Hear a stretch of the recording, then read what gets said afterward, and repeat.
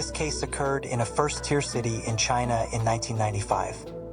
Mr. Wei, the cleaner, is sweeping the garbage in the area he is responsible for.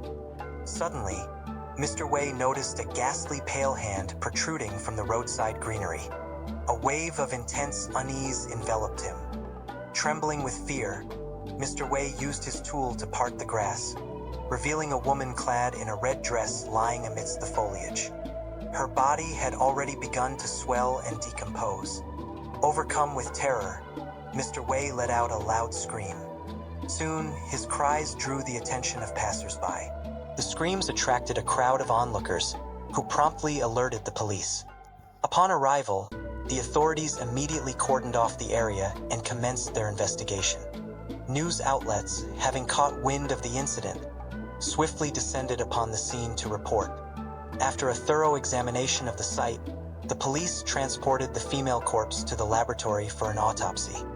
However, the results of the autopsy only deepened the mystery surrounding the case. The findings revealed that the unfortunate woman had succumbed to hemorrhagic shock, with a fatal wound located on her neck. The nature of the wound and the traces left behind suggested that it had been inflicted by human teeth, adding a macabre twist to the already chilling case.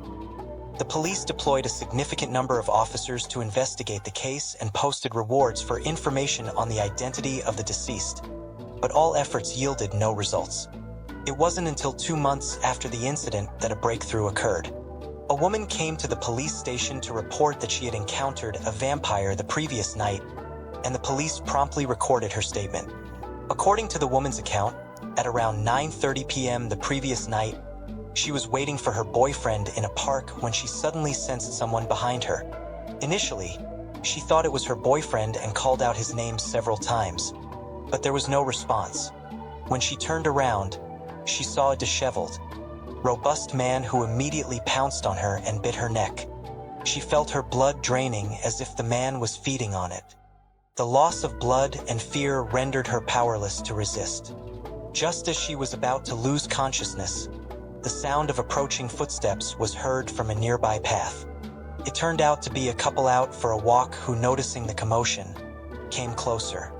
The couple was evidently terrified by the sight of the blood-covered man and stood frozen, unable to speak.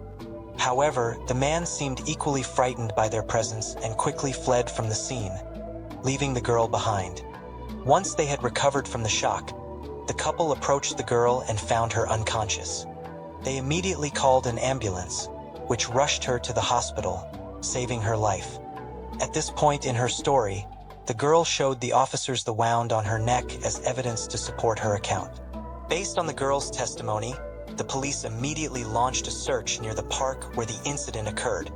This time, they uncovered some leads that directed them to a long-abandoned building. However, what they found inside was astonishing. There was no sign of the so-called vampire. Instead, the building was filled with a large number of animal bodis, all drained of blood. Despite this gruesome discovery, the vampire remained at large, and the city was gripped by panic. Items traditionally believed to ward off vampires, such as garlic, crosses, glutinous rice, and cinnabar, were sold at exorbitant prices. But the vampire was never seen again. It wasn't until a year later that an elderly man out for his morning exercises witnessed the vampire again. The vampire was seen biting into a chicken, but the vampire fled in haste and was never sighted again. Several years later, the case saw new evidences. Numerous clues pointed to a well-known research institution, where a senior researcher had reportedly come into contact with a certain chemical compound while working on biopharmaceuticals. This exposure caused a bizarre transformation in his body, rendering him dependent on consuming the blood of living creatures for survival. The researcher has been missing ever since.